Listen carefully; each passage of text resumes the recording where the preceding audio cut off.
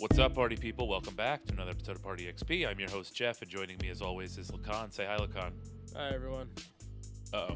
Why you sound like that? My allergies are kicking my ass, dude. It is officially spring. Everything's blossoming. My eyes are constantly red.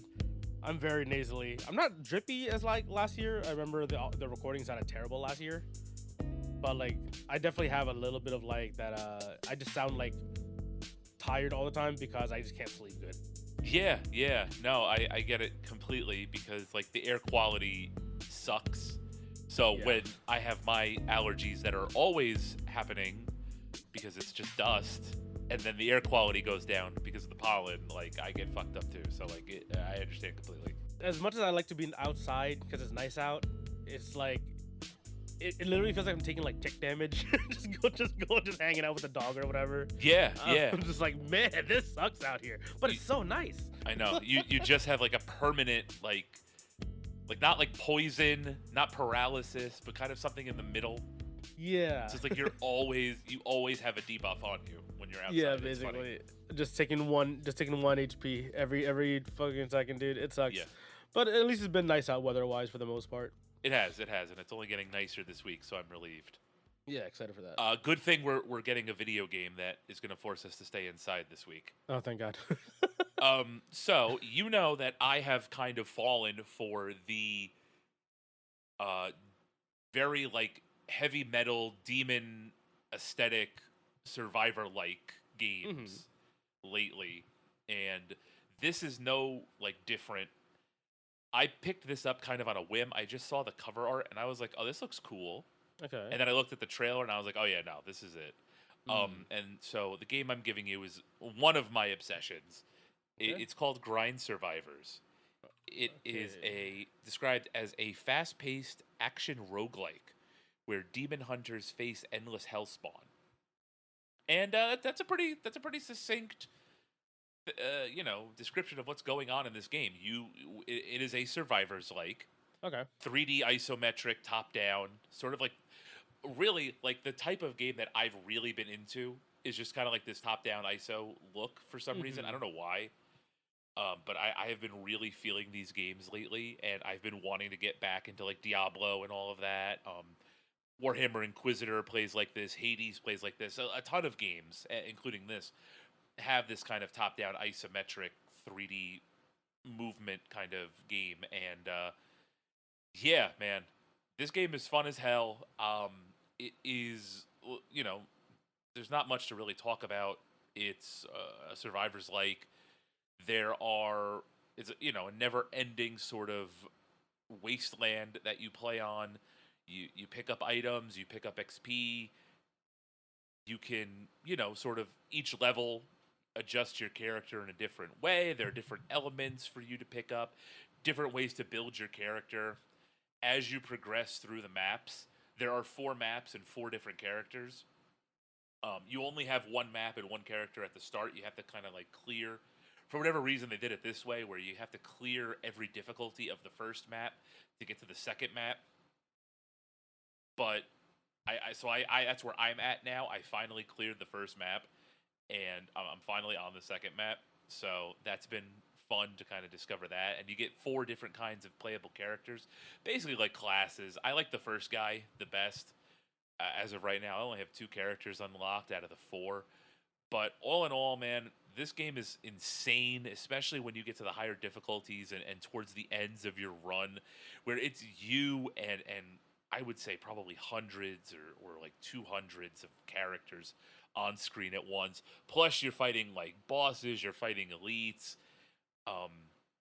There's a ton of different weapon types that you can play as and use, and there's so much customization here. It's a lot of fun. I feel like you're really going to get into this because there's a lot of stuff that I know you really like, and I think you're going to dig this. So have you checked this out by now? Do you have any questions about sort of the way the game works? It's on their Steam page right now, just like watching the little trailer video, and then also like scrolling down. I'm not looking at the reviews or anything. I don't want to let that Right. taint my opinion or anything. Developed by Pushka Studios and published by Assemble Entertainment, by the way.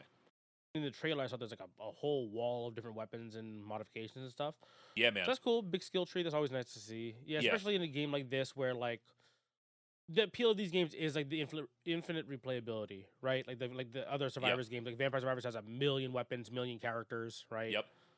If the weapons list and the skill tree is as expensive as it looks on the trailer, yeah, there should be a lot of content here for me to try out. So yeah, I'm looking forward to this one. Yeah, man.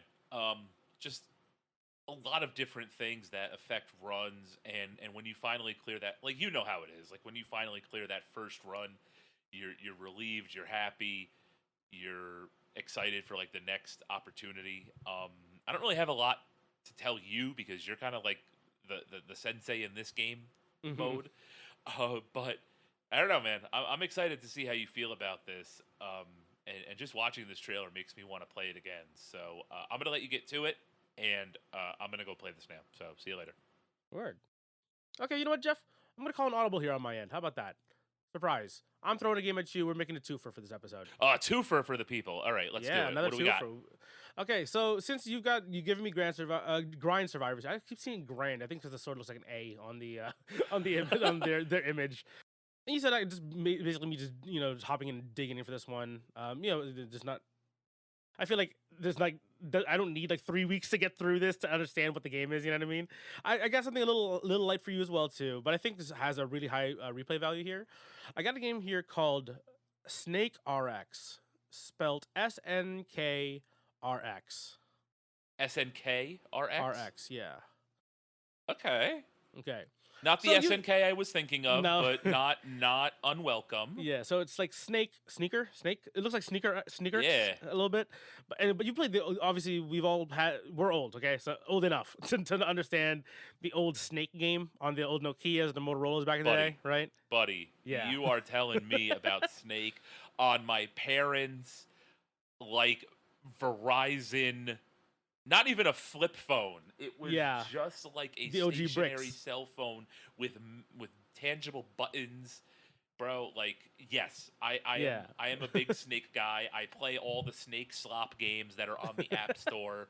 The one that you get where the snake grows bigger every time you eat somebody. Hell yeah. So this game is kind of a variation of that Snake gameplay where you freely move around. So, but in this game, SNKRX, is an arcade shooter roguelite. Okay, so similar in the kind of like survivors like actually kind of aspect where you are kind of in an arena and move around. You control a snake of heroes that automatically attack nearby enemies. You also play a auto battler at the same time, combining different heroes to unlock class bonuses and create unique builds and steer your party as they ravage through waves of enemies. So it really looks simple on the surface, right? It's just a bunch of dots, basically, right? A bunch of dots and a bunch of lines, right? There's like a bunch of different hero characters, essentially, all denoted by color and classes and is the classes and then the units themselves. They're denoted by color, and then there's usually like an explainer of like what the character unit is or whatever, and what kind of things it does synergize with and stuff like that. This game took over my life for like a good like 2-3 weeks for a little while. It's a relatively short, simple game. It's a very easy game to pick up and put down kind of thing. Very very quick to learn. And there's really just like not a lot to the game. You kind of just go into it and kind of start learning as you pick it up. One thing I will recommend is after you've played for maybe like 2 hours, maybe look a little bit online. You'll see that because the information is so scarce, people had to go online and actually had to start like making like guides on what the units do and how fast they move and how much health they have, which is crazy, right? But like it's a cool little thing where like the community got so addicted to said game that they were like, I need to learn now. People had to kind of get together and kind of pool together their knowledge to like explain to everybody else coming into this game. I'm excited. I'm ready to get going here after Grind Survivors. I love the idea of like combining genres like this, giving like arcade games kind of like an RPG feel to it. Yeah. Feels cool. So I'm in for sure. Okay, so yeah, now that we've called an audible and we're doing a twofer for this episode, guys, there will be a short break for you guys here, maybe around 5 to 10 seconds, and for us it'll be about a week or two. And when we get back, we'll see how we feel about Grind Survivors and SNKRX.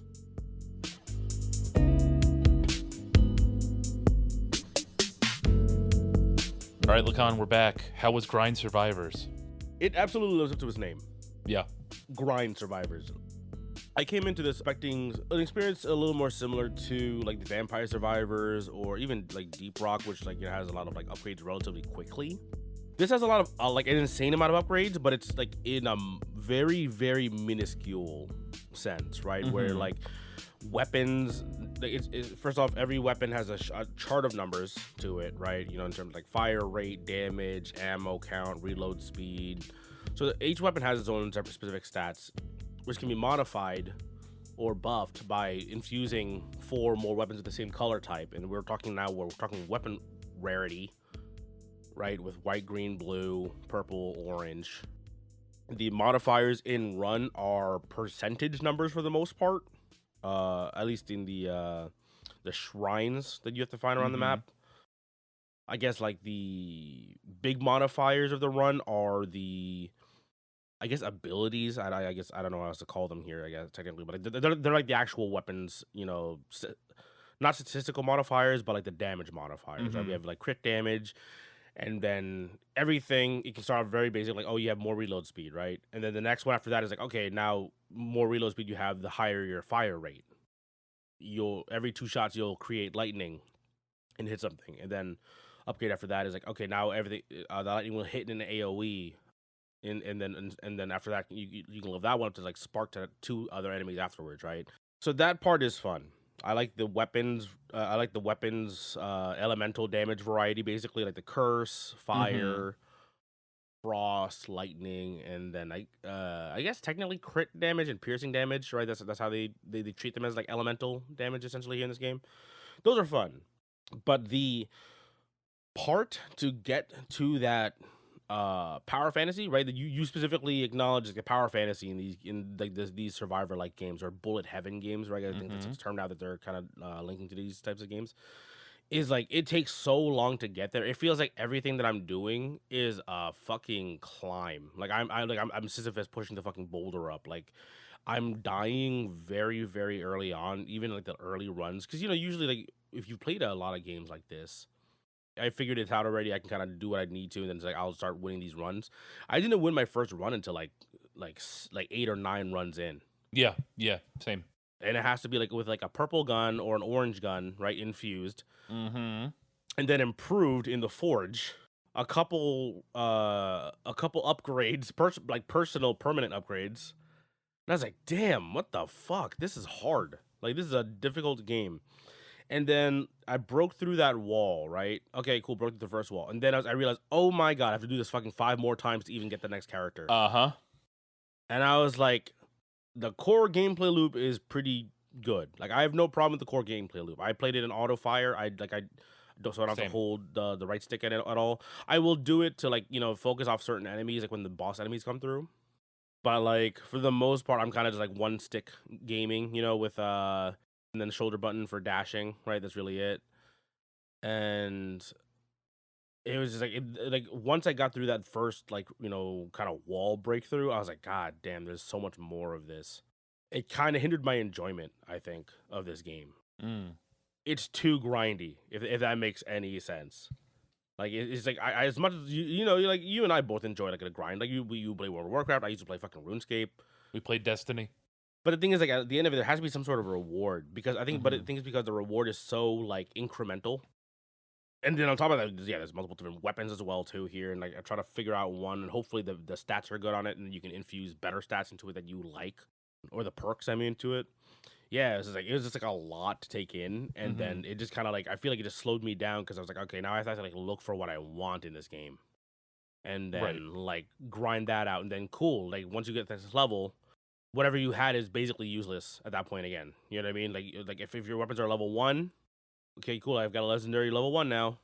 Okay, cool, like now I'm level 2. Cool, that level 1 legendary is basically useless.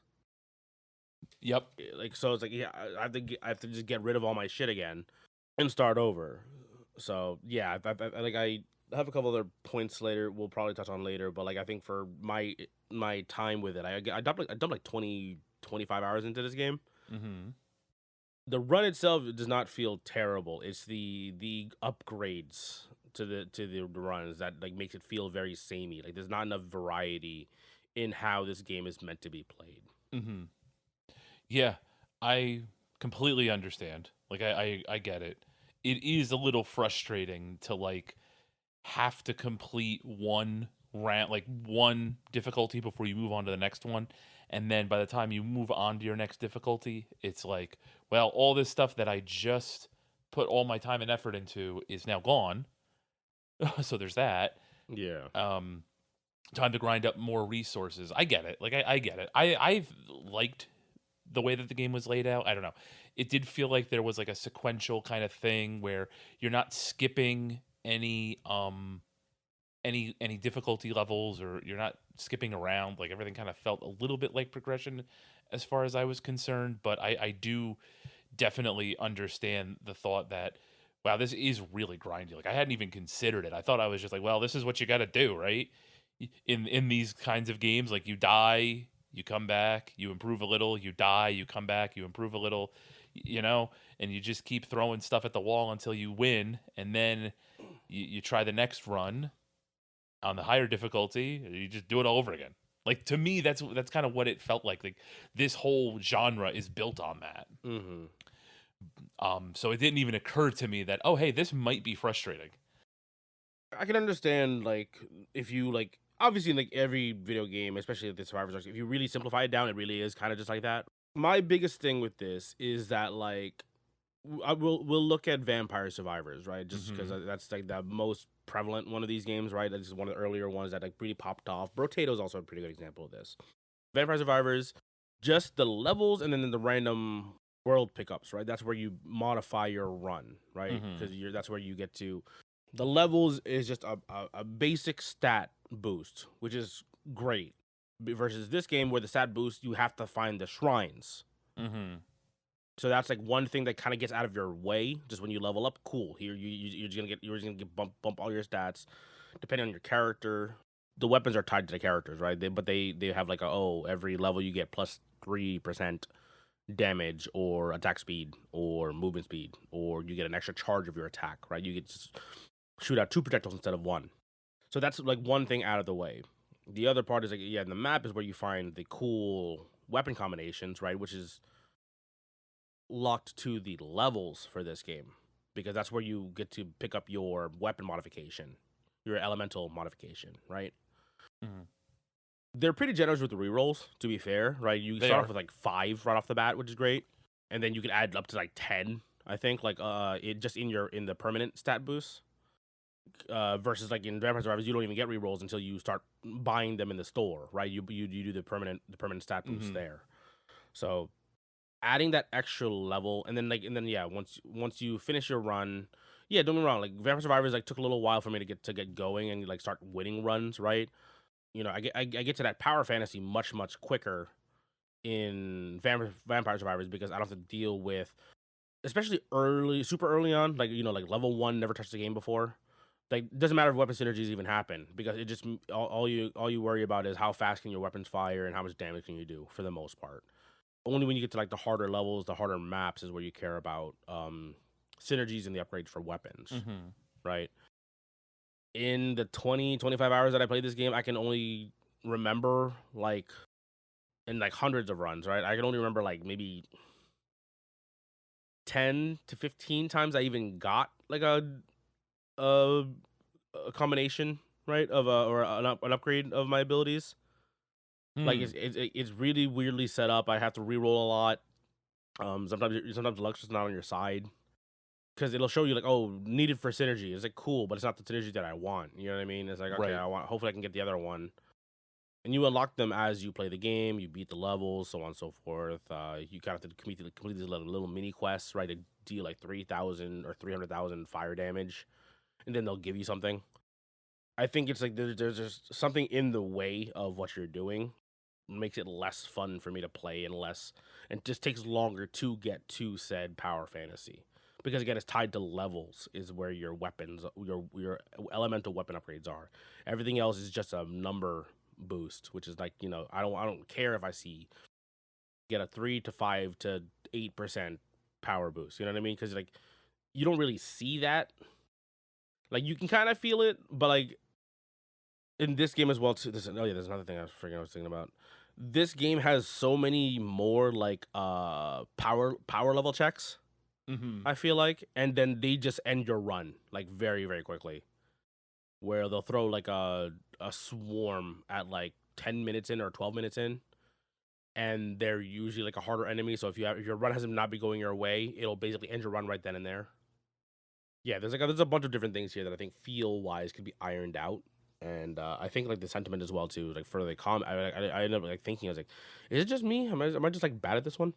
I ended up going to the comments on the store page and seeing a lot of people saying, yeah, it is very grindy. You know what I mean? Like it just takes way longer, I think, for a lot of people. Some people like that grind, to be fair, right? But yeah, a lot of people are also like, yeah, this game is like, it's a lot of just like dumping time into this game to get to that point. Yeah. And, like, and after 25 hours, I've only got the second character, and the second character is like not even like fun. Yeah.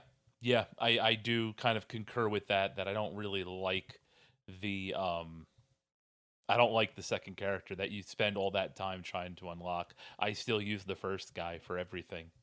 It's a shame, but it's the truth.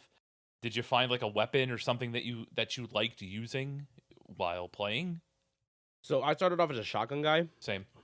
because a lot of times like the shotguns apply, multiple modifiers like the lightning, fire, or bleed damage, and they can usually kill most things up to like maybe halfway through the level in like 1 or 2 shots. There's like a fast rate, high magazine, right? High capacity shotgun. Yep. And then there's another one that's high damage, low magazine, or low capacity shotgun, right? So there's a lot of variety there too. Range is a big difference, right? As well as the big difference maker in your runs. The submachine guns I think feel like ass in this game, like genuinely. Mm-hmm. Unless you can get one that has like 200 rounds in it, and you basically never have to reload. Like that feels okay, but like it's still not great. The Tesla gun like was the one that I really liked. I really wanted to like revolvers. I really wanted to like the hand cannons in Destiny. Yeah. But they are just like, they suck ass in this game. Like the fire rate's so slow, the magazine's really low. I'm sure like the piercing damage and crit damage is really high if you can get that kind of build, but it's just like, yeah, I just was not getting it personally. And just raw damage output, it was always like the shotgun or the Tesla gun. Just sparking off electricity. That was like where I got most of my damage from. Like just raw number, biggest number hits, hardest. Truck full of dildos. Bam! Like that's the fucking one. Tesla gun and shotgun. Like that's really it. Yeah. And Tesla gun's great because like it's instantaneous. Like it doesn't even have travel time for the ammo or for the projectile, and it arcs after a while too. So that for me was like shotgun and Tesla gun. That was my defaults if I can get there. Mm-hmm. And like just level 1 up all the way up to like legendary of it basically. Yeah, I discovered the Tesla gun kind of during the second run, like that second phase, and I think just from like the way that the game kind of pigeonholes you into be successful with like splash damage and AoE damage, kind of taking center stage there. It felt like that was like the best gun for all of that because it procs everything. It procs your burn, it procs your curse, your freeze, your bleed damage or whatever that like the ancillary damage over time element is there. Yeah, like I get it, but I kind of fell into the same boat, right? Because like shotguns felt like the only weapons that were doing any damage. Yeah. It felt like everything else was just kind of like peppering. Like it would hit them, it wouldn't push them back, and then I'd be getting smacked around. But with shotguns, at least when you shot the gun, like you felt it. It removed said enemy. Yeah, and the enemy died finally, right? Yeah. So that was kind of my thing too. Is like, yeah, like shotgun's the only way to play this game early on, at least. Until you get the Tesla coils. Have you gotten to the 3rd level? No, I'm still working my way through the second. I'm on like one of the later difficulties in the second world, but I haven't gotten to the 3rd one just yet. Yeah, I'm at level 1 still, second world. Like I have not, like I've seen the final enemy, but by that point, like it's just again the damage check. It's just like, oh yeah, like I tickled this motherfucker. Like I do not kill him. I don't clear the waves fast enough. I'm getting swarmed. I'm like, okay, cool. So I just wasted 20 minutes. You know what I mean? It's kind of like I feel more. I've felt that a lot more in this game than I have in a lot of other bullet heaven games that I played. Like the game that I immediately wanted to compare this to was 20 minutes till dawn. Okay. So 20 minutes to dawn's a little bit is a bit slower, but again the weapons and the extra weapons are kind of like the thing in this game, right? Because in this game you only have one weapon, right? Mm-hmm. Whatever you're going into said run with. 20 minutes till dawn, you also pick your weapon, right? But the extra stuff around you, kind of like the Vampire Survivors, like where it's like where like, oh cool, like I now have an axe flying around me. I shoot lasers you know what I mean, like periodically out left and right specifically, right? So that covers my front and my left flank. There, you can get to the point where your weapon doesn't even matter. Like I don't have to fire anymore in that game. The passive weapons that I get, the upgrades that I get, are enough to just start murdering shit. And I think it just has more variety versus this game where, like, because you're relying specifically on one weapon, it makes the game feel very stale very quickly. I think that's like my biggest thing about this game. No, I get it. I get that a ton. And yeah, I'm reading the comments now, and it's a lot of like what you're saying. And I don't know, it never really clicked to me that like, oh yeah, this is a lot of grind. I have spent a lot of time on this, and like, because I mean, I only have like 11 hours in the game, but I'm like farther along. I don't know whether if it just clicked with me, and I was able to get through the game a little faster than others, but like, I don't know, it never really felt like a grind to me. But the way everybody else is saying it, it's like, yeah, I guess that does make sense that it is a little grindy. Yeah, you probably shouldn't have to beat every biome 5 times to get to the next one and unlock another character. I get it. I do get it. Think a big thing for this might be the aesthetic, because I know that, like, absolutely, like, music wise, this rules pretty Hmm. hard. The enemy designs are really good. The character designs are fun. You know what I mean? Because obviously it has that kind of like post apocalyptic doom kind of aesthetic to it, Yeah. which rules. Don't get me wrong. I think I'm not gonna say like it's clouding your vision, because again, obviously you like what you like. That's Right. kind of how it goes. We're not gonna yuck anyone's yum here.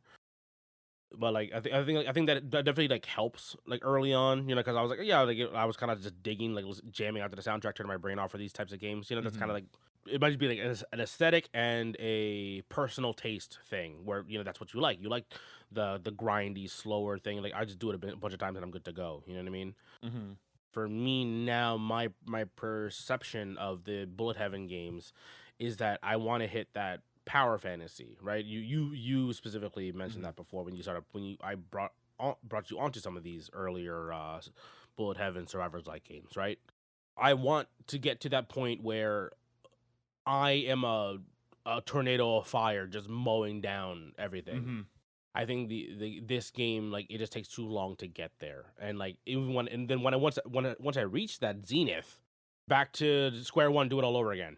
You know what I mean? Like Right. it doesn't. The reward's not there. I personally think. Yeah, and you know what it is too? You never really get to that point because even when you have your gun leveled up and even when you have the build that you want, you're still susceptible to dying. Yeah, And that's kind of like, and that is kind of crazy. Like you should be at a point, especially in a game that has finite runs like this does, where like there's a time limit. It's not like Vampire Survivors where there's no time limit, yeah. You right? can go infinite if you want to. I You mean, just you can survive, go infinite, but you have to beat that same level 5 times first to unlock it.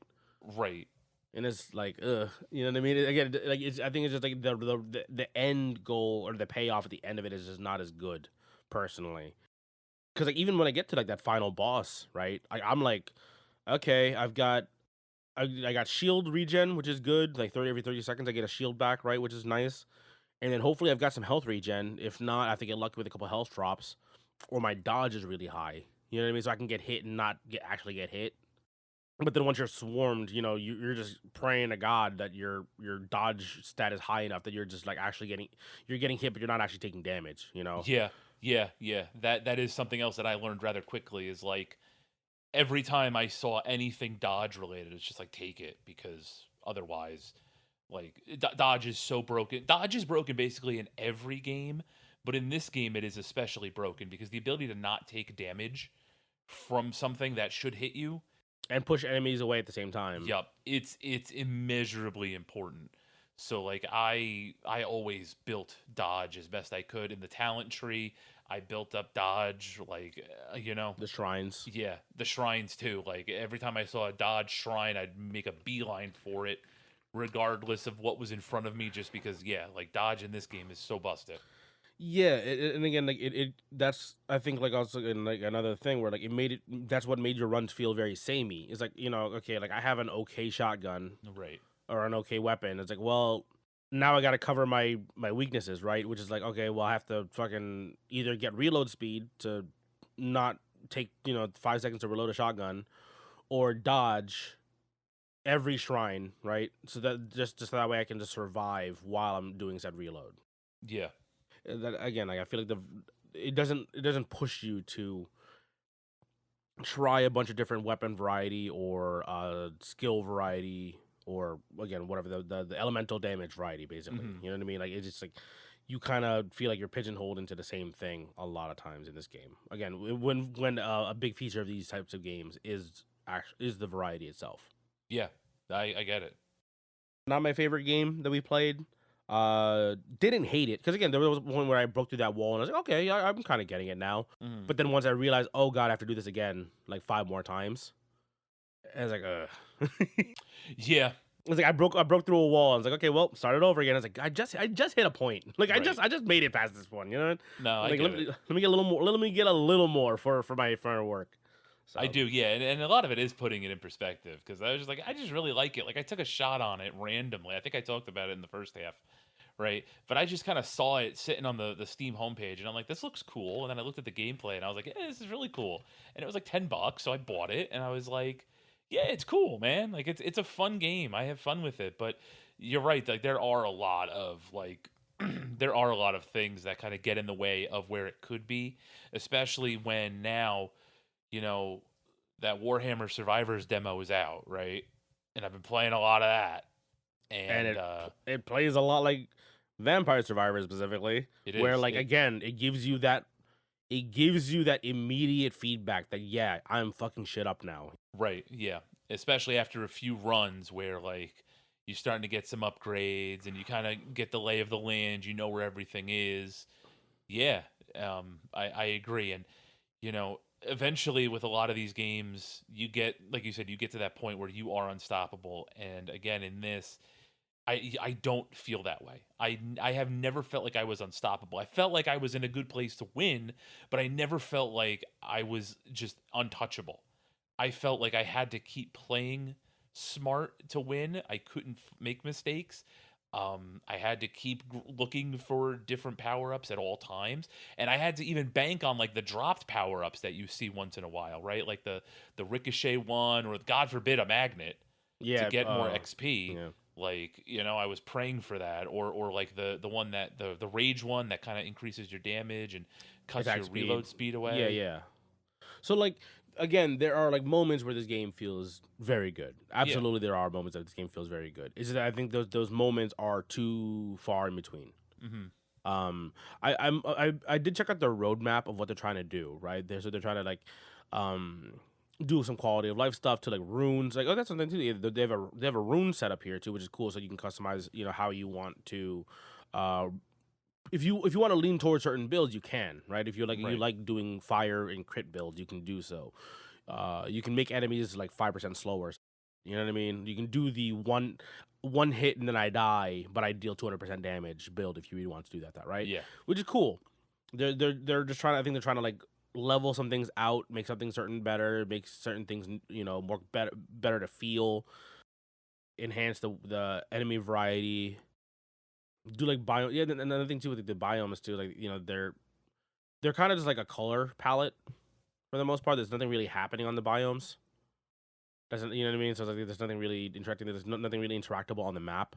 I wish they would do something like the lanterns in Vampire Survivors, or where you can break in, then it can give you like a little something like a health piece or more currency. You know what I mean? Instead of it just only coming from strictly from enemies. But they've got some things going on the roadmap, so I'm like, I hope they can take some of the comments and criticisms to heart, and make the game feel a little bit better. Hopefully, maybe smooth out these difficulty curves, because I said before, and as we said before, like in Vampire Survivors or Deep Rock Galactic or Hollow Cure, the Hololive game, right? Again, I played a bunch of these. I have no problem if the path to set that final power fantasy is rough. You know what I mean? Because you have to make me work for it, right? That's perfectly fine. But like once I reach that like kind of like power fantasy point, you should let me have it at that point. You know what I mean?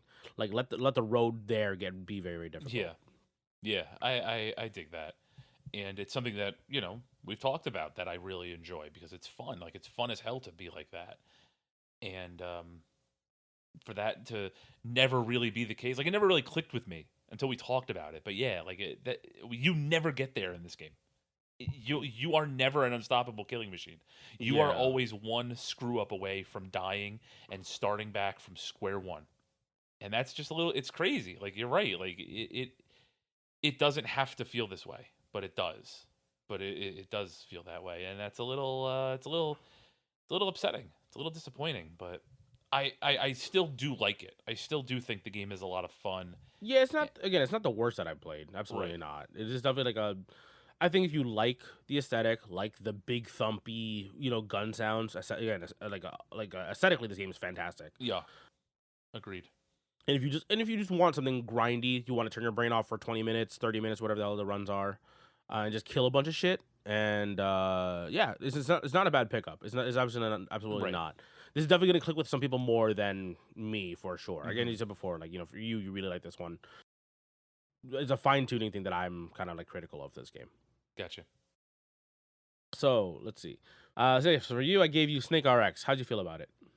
It's cute. It's a cute game. It's fun. I don't think it is a PC game. Like if I'm gonna play this, if I'm gonna play a game like this, it really needed to be a phone game with like a tap Mm, to move kind of thing. You play it in short bursts and you get up and you go do something else, right? You yeah, tab out, you go check something, you put on music or something, and you tab out to something else. To play this on PC with a keyboard, it especially before realizing that I could just have the mouse moving the mouse could move the snake mm, kind of changed things for me a little bit. I think this game would have benefited, and there is a mobile version. It's unfortunately not available anymore because, like we talked about on the first part of the episode, the developer has moved on to other things, or maybe we didn't. But yes, the developer has moved on to other things, and that's why. if we didn't say that, Um, now we are. yeah, yeah. If we didn't mention it before, yeah, I read it online. I read it that the developer has kind of moved on and is working on his other game now. So that Snake RX is kind of done, right? So the mobile port is done. There is, like I said, there is a mobile version, but it just isn't available to me right now. Yeah, it's Um, so I think you and I are in the same version of Android technically, right? Because we have close-ish generation of Samsung Galaxy phones. It shows up on no, mine again. It says looking for Snake RX, not available because it was made for an older version of Android. yeah. So I have a new phone now, Hmm. and I am definitely out of Okay, it. so I'm assuming you could probably find the APK and like force it to play, right? I Like sideload could, it yourself, probably. or I could just play one of the 9 million mobile games I have. Also true. Like it's fun. Like it's a cute game. So the gist, like Lakan was saying in the intro, is like you're basically playing Snake against a bunch of enemies, but every dot on your Snake is an RPG character, and the game does a decent job of explaining what everybody does and what all of the classes mean and all of that. It does an okay job of doing all of that. It's not great, No. but it's fine, right? And eventually, just like every other game with loadouts and customization options like this, you find what you like. Like I liked a lot of like the in a stark contrast to what I usually play. I liked a lot of the mages and the rogue sort of characters because their bullet system kind of controlled more. I wouldn't call it better. I'd call it more predictably Hmm. because a lot of times when you get like the beefier classes or like traditionally the beefier classes, they use area of effect attacks, and I Hmm. didn't think those were as well done as just the regular bullets were done. Okay. So I ended up staying far away from, like, after a while I just stayed away from like warriors or anything with an AoE attack because like Hmm. the area effect for me wasn't successful. Now I can probably go back and be like, oh, I was doing it wrong, or you have to do it a certain way, but like yeah, I don't know, man. It just didn't work out for me. But like that is to say that I had a lot of fun with it, right? Like when runs, the nice thing about it is you don't need a lot of time to get going because it's just Snake, right? So Mm-hmm. there's no difficulty curve, not difficulty curve, but there's no like you don't have to learn how everything works. What are my buttons? What are all of this, right? Um it's Snake. You've played Snake before. You kind of know, you go up, down, left, and right. You kill all the enemies. You go to the next world, right? You go to the next level. So I did appreciate that. And like when I actually finally sat down to play this for more than like 10 minutes, I was able to get to like I think the final run is like 20, right? I was able to get to like 15. Mm. I'm talking maybe like 5 or 6 runs into my game. Like I was almost there, right? Just because it's easy to pick up and put down. And I think that's what I liked about it, and what I also didn't love about it being on PC is that when I was sitting down, I wanted something that was a bit more beefier, and I got something that wasn't all that beefy. It doesn't mean I didn't like it. It just means that I just wasn't expecting it and kind of wished that it was on like a smaller device where I could pick it up and put it down. So like I'll put it on handhelds. Mm-hmm. I'll figure out a way to play it on mobile because it's a lot of fun in that regard. But um, I think just playing it on PC, and especially playing it on PC with the keyboard, was a little challenging at first. Okay. How did you feel about the auto battler like part of the game? Like again, like creating the teams themselves or finding those combinations of character pieces. Yeah, I had no problem with it. Do you think the upgrades were like pretty good? Like the bonuses, like having multiple like warrior classes or multiple archer, what do they call psyker classes? Like the ones that bring the orbs around for you. Do you think those upgrades are pretty like feel pretty good? Like, or did you think like it's like you do you feel pigeonholed into like a lot of your builds? I felt like it was only worth it for some of them. Luckily, it was the classes that I liked. Like Mm-hmm. the mages and the archers and stuff like that, or the like those color of classes. I felt like those were the only ones that were worth it because a lot of them was just like, oh yeah, you get a little more health. All right, great. I get more health, so I Yeah. can run into something 5 times instead of 4 times. Yeah, like the Meanwhile, healers are useful for that. right? Like I spammed healers to get my first like wins in this game. Yeah, I did have some healers too. They are helpful. I will tell you that. But like a lot of it was just playing ranged for Mm, me. I was just playing okay. ranged, which is contrary to how I usually play. But like I just found that that was the most successful way to do this. Yeah, because I think there's like a bit of risk reward, right? Like for the warriors, where they have a really big AOE, pretty good damage, right? But there's a lot of like hidden stats in this game, unfortunately, right? Where Yeah. you have to kind of like do a little bit of digging, go to the comments, and hopefully someone has put up like an entire sheet of like, what does this character, what does the warrior do? What does the ranger do? What is their health? What is their movement speed? Right? What is their attack speed? At first look, it's very easy to get into this game because you just pick a unit and you go, right? Hmm. As you said before. But like, if you really want to like understand like how to make a good team or find the proper synergies or thing, like or find like a proper snake placement, right? If you make your warrior the first in the snake, everything moves as fast as the warrior does, right? Until the warrior dies, and maybe you have a ranger behind him or Hmm. a assassin behind him, where that'll move faster, right? So there's that. And then like you want to like learn like like proper snake placement. Like I want to have my healer protected. I want to have him like number like spot 3 or 4 in the middle of the snake. You know what I mean, to Hmm. protect them so that they can stay alive longer and protect everybody else. You want to protect those big buffs basically for your other characters. So you learn like, okay, whoever's going to be in the back is probably the one that dies first. Yeah, I think this is like my first real delve into like an auto battler type game that I really liked because it's not like PvP. Like I like the Hmm. single player, like because the PvP stuff. Like I played what was it? Teamfight Tactics for like the League of Legends one. I've played Super Auto Pets, which is also a mobile game, right? I think those are fun and like those are great and all. But then you're always like, if somebody just knows the combinations or the matchups better than you and can adjust better than you're just gonna get stomped all the time. Like this one, I like the fact that it's a single player game. It's up to you to actually win the damn game. I actually liked preferring playing it on PC Mm. because Okay. it became like a perfect like second monitor. Like like I just want to turn my brain off for a bit. Oh yeah, I get it. Definitely. So like I can kind of hyper focus on this game, have like a podcast going on the second monitor. You know what I mean, for like a slow weekend or whatever. And I had this on my Steam Deck. So I guess as you said before, like this is a perfect like have it as a like. Unfortunately, again, if you don't know how to download an APK and sideload it yourself, yeah, the only way you can get this game is on like a handheld PC. And I also put it on my Ambrinic RG35 XX, whatever that was called.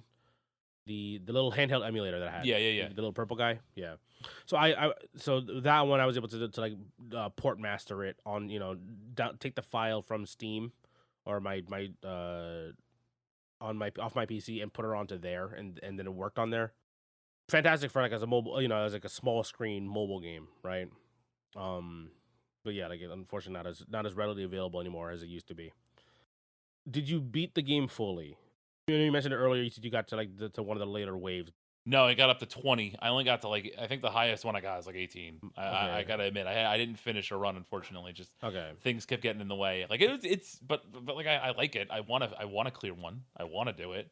It's not that I don't. I just haven't had the opportunity to do it. And we owe our audience something, so we're gonna talk about it today. But yeah, like it's not something that I feel like I'm almost there, right? And when you're playing games like this, when you're almost there, you can kind of feel it. That's a good spot to be in. So I'll get there eventually. I'm not completely, you know what I mean? I'm not super worried, but I think I'll get there eventually. But I just haven't gotten there yet, and that's more of a time thing than a effort or the game sort of not cooperating thing. Gotcha. Okay. So yeah, once you beat the game, you basically just unlock a new game plus mode in this game. I figured. And with that, you get an extra unit attached to the snake. Because I think when you start off the game, I think you're limited to 7. I think it is. So yeah, I'm at like new game plus 3 now. So like now my snake is up to 10, which again, like it's fun when you're like rolling, but like it actually takes a little longer, and also enemies I think are a little stronger. I think starting off now base wise. So it makes the beginning of the run a little harder until you can actually get your team rolling. Or you have to just spend more money early on to just start buying, those cheaper units, and hopefully, you have enough synergy to make the run start moving. But yeah, again, it just makes it more difficult to maneuver stuff like that. But so the game I think does like a pretty good job of like leveling up and making the game more difficult as you get better at it. But yeah, so it's kind of like I think you can get. I don't even know, but I've seen people come to like new game plus like 5 at some point. So that's cool. I still have it on my Steam Deck. I still have it on my little emulator guy. It's still like one of my favorite. Like I got 10 minutes to kill. Cool, you know what I mean? Yeah, it's fun. I just wish that the game was a little more clear on like those hidden stats of the units. Because again, like I didn't realize that warriors were slower, but they had more health. I should have, it's safe to assume, right? Like if you're kind of like if you have like a video game background, but like you wouldn't know unless you were like really like digging, or you kind of like pay attention to like how fast my character unit's actually moving. Yeah, so that's about it for me. Anything else you want to put in here then? No, I mean, like I said, it's fun. Like it's a cool little game. It's only a couple bucks, right, on Steam. So it's like $2.99. Yeah. Yeah, I mean, you could do a lot worse. So, like, I think if you are looking for something that's just little and cute and, like you said, a nice little time waster, like you could do a lot worse. So, I recommend it. I'm glad you do too. A bit of a mixed reception personally for the games this week. It took us long enough. We're not always going to line up on every game. Check the games out yourselves, because again, these are probably for specific people who like really dig these types of games. When I got SNKRX, it like took over my life for like 5 days. It was like it was a hyperfixation game. You know what I mean? If that makes sense. Oh yeah, no, I get it. I get it completely. And then I was like, okay, I can put it down now. And then now I was like, I can kind of come back to it whenever I want. Instead of having to only play this game because I need to beat this game. Yeah. So I think that'll be for us for this episode. Check out both of the games. If they're kind of in your wheelhouse, go for it. If you guys like this episode, leave us a like, leave us a review, share us with a friend. We really appreciate the support from you guys, and we'll see you guys in the next episode. Take care. See ya.